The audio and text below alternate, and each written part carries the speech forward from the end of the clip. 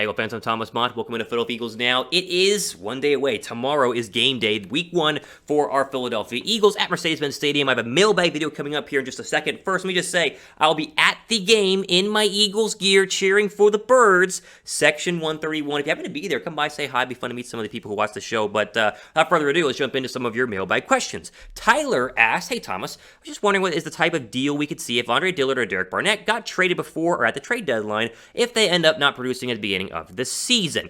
You're not going to get a lot, right? And I think that's the important thing to go ahead and say. And I think that between the two, the Eagles should definitely trade Barnett. Barnett is the one you definitely need to let go of because, one, he costs a ton of money. I know it's just this year, but still $10 million. And two, they're stacked at pass rusher. Like, they don't need Derek Barnett to be great this year because Josh Sweat, Ryan Kerrigan, and Brandon Graham are already going to be there. In terms of compensation, I mean, a third or a fourth round draft pick at best for Derek Barnett. He has to be playing well, too. And if he is, then you just keep him and then let him go in the offseason because he's a free agent. I think Dillard is also going to be highly sought after because injuries do happen at left tackle, especially if a team wants a playoff run and they want to have an Andre Dillard. But you're not going to get better than a third or a fourth round draft pick. So if you want an overall compensation, I say a fourth round pick for either of them. I think Philadelphia's content with keeping both of them unless they are either playing terribly, like the Eagles are, very much eliminated from the playoffs by time we get close to the trade deadline, or they're playing great and clearly don't need the depth, and then they'll get rid of them. But I don't think a trade's going to happen with either of them. But if they were to pick, if I was going to pick who to trade, it would definitely be Derek Barnett. All right, pin comment down below if you get to the ad break here. Just roll down below and answer this question. The Eagles will be buyers or sellers at the trade deadline. What do you think? Type B down below for buyers or type S down below for sellers. I hope they're buyers, which means they're playing well. If they're sellers, that means they're not playing well, but I think they'll be playing well. So I'm going to go with B down below for buyers.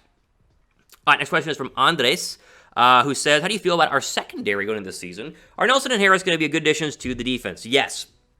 I honestly feel really good about the secondary, better than I have in a very long time. I think the secondary is underrated, and I think that's underrated because we forget that last year it was bad because of injuries, right? The injuries were terrible, and the players you had in there, Vontae Maddox, for instance, was just not playing well at all. Rodney McLeod eventually got hurt, and so Darius Slay was your best player, and he was very much left on islands. And even though he's a great cornerback, the only real cornerbacks who can be left on islands against elite receivers are... literally, it's like one in the entire National Football League, and he plays for the LA Rams in Jalen Ramsey. So I think that now with some good help behind him in Anthony Harris and another good cornerback on the opposite side in Steven Nelson, a lot more zone and a lot better of a chance for the Eagles secondary to play a lot better. Are they going to be top 5 in the league? No. Are they going to be elite in the National Football League? No, I don't think so. But I do think they're going to be good. And listen, Atlanta's a good test. Atlanta, for all of their flaws, bad offensive line, bad defensive line, not a great secondary, what they are good at is, pass catchers. They have Kyle Pitts. They have Calvin Ridley, who is a top 10 draft pick in most fantasy drafts, is going to be, a 1,000-yard receiver. And they have Matt Ryan, who likes to throw the football down the football field. Russell Gage is mixed in there as well, too. So this is a great opening test. We're going to learn a lot. If they're able to slow down Calvin Ridley and Kyle Pitts, then I think the secondary is going to be pretty good. I think they're heavily overrated, though, and that's my opinion.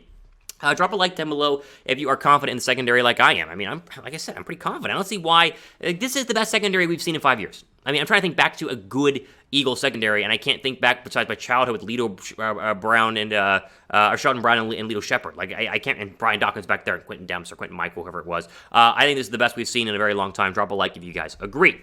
Daniel says, how do you think the Eagles will try and stop Kyle Pitts? This is the one matchup that scares me, right? Because the Eagle O-line is better, the Eagle D-line is better, the Eagle secondary is better, I think the Eagle running game is better. I think the Falcons have a lot better wide receivers, and that's basically it. Now, with Kyle Pitts, I think you're going to throw linebackers at him. I think Singleton is going to be out there. I think Eric Harris is going to be out there as well, but it's going to come down to the safeties, too. I think Anthony Harris is going to be one-on-one with Kyle Pitts a lot, and I think that you have to figure out how good Kyle Pitts is early. Take the first quarter, right? If he's beating you in one-on-ones, you got to give some help. Because very clearly, if he's beating you in one-on-ones and Singleton can't handle him and Eric Wilson can't handle him and Anthony Harris can't handle him, then you got to get some double-team actions. But if he's not beating you, then focus on Calvin Ridley because that's the player who probably will be beating you from a secondary standpoint playing at the wide receiver position. So I think Harris has to be big tomorrow. I think Kayvon Wallace has to be big tomorrow. But I do think that if there was a game record for tomorrow, it's probably going to go ahead and be either Ridley or Kyle Pitts, and Kyle Pitts is probably the better overall selection.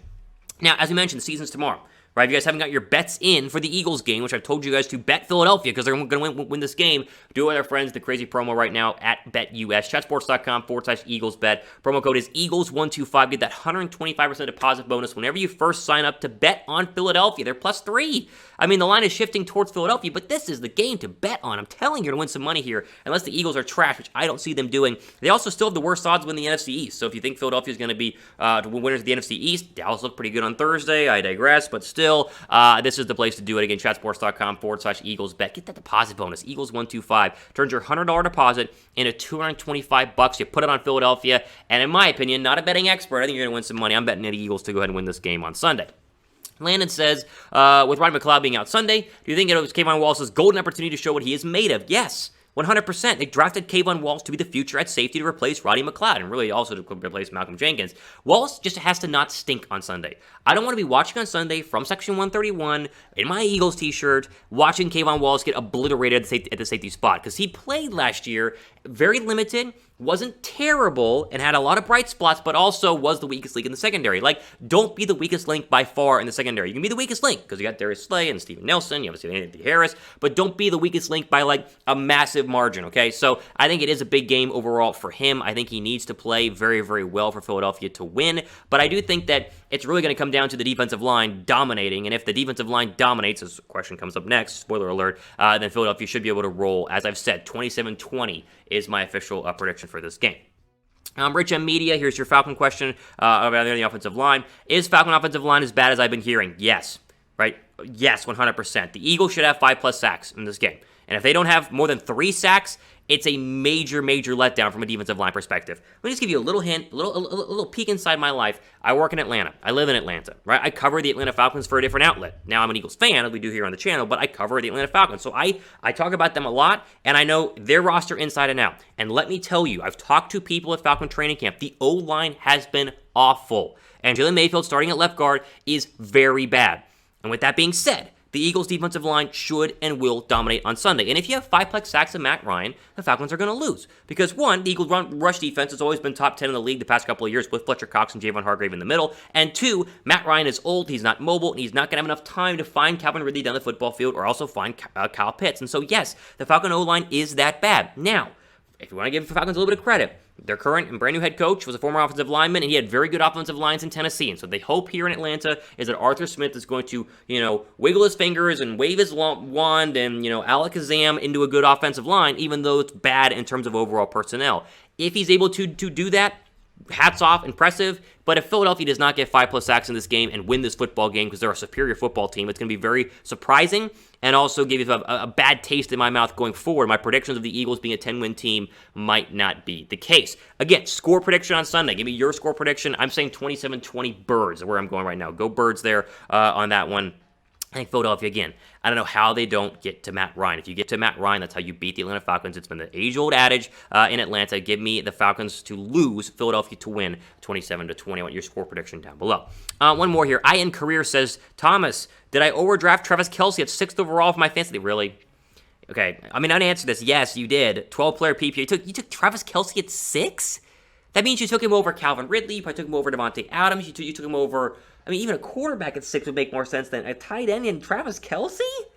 Guys, you know the drill. Running back in the first round. Yeah, I went Derrick Henry with the 4th overall draft pick in my draft, and then I followed it up by taking another running back. I forget who it was in the 2nd round. But wide receivers, running backs, the fact that you went with Travis Kelce early on, yikes. I don't know why I'm answering this, but man, that's not good. Yes, you overdrafted. You overdrafted 100%. You should have not taken Travis Kelce at number 6 overall. All right, ultimate for today here on our Philadelphia Eagles Now mailbag video. Again, if you want to be in on the video next week, use the hashtag Eagles down below in the comment section and ask your mailbag question. Make sure it's tuned towards next week because, again, this is going to be, obviously where we'll do it after the Falcon game. So don't ask me a Falcon-related question or a Falcon game-related question for next week's Eagle mailbag video. You get the point. And make sure you guys are subscribed to the channel, as we, of course, have plenty more content. We'll have a full breakdown of the game, including player grades, coming up on Monday. Hopefully, we're talking about a big Eagles win. If they lose, though, I will be irate, and I will obviously be yelling at you guys, so be tuned for that. Again, I'll be at the game. I'm going to have a lot of fun wearing Eagles shirts, so if you guys are there, 131, I know most people are not in Atlanta, but if you're going to the game, come say hi. I'm going to be hanging out with my family's going to be in town. It's going to be a lot of fun. I'm looking forward to being my first NFL game. The last NFL game I went to was the Eagles-Saints game when Chip Kelly was the head coach. And I think Sam Bradford was the starting quarterback last Eagle game I went to. It was at the link. Crazy, they won, but man, it's been a long time since I went to an actual NFL game. So looking forward to that. Again, all day every day on our Philadelphia Eagles Now mailbag video. I'm your host, Thomas Mott, signing off. It's finally here. We made it, the football season. Congratulations to you and yours. Enjoy the game tomorrow, and hopefully the Eagles are going to win. Go Birds.